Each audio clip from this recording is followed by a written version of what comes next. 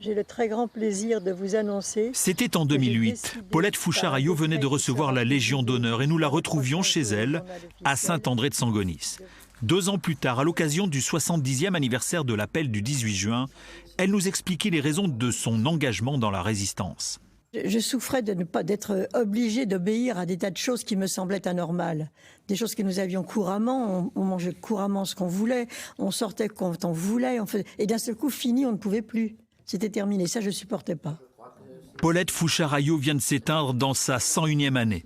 Issue d'un milieu modeste, extrêmement volontaire, elle se met dès 1940 au service de la France libre. Mireille Delfaux a bien connu cette femme.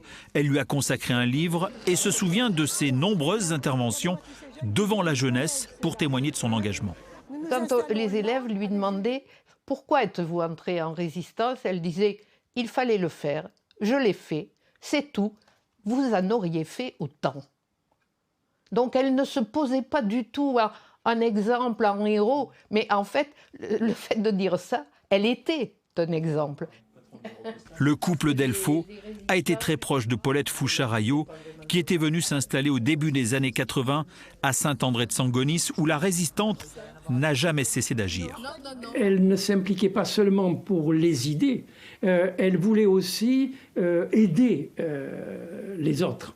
Et donc, elle passait son temps à donner un coup de main à telle famille qui était en difficulté, à telle femme dont le mari l'avait abandonnée. Et puis, alors ce qui était caractéristique, elle recevait sans arrêt chez elle des jeunes.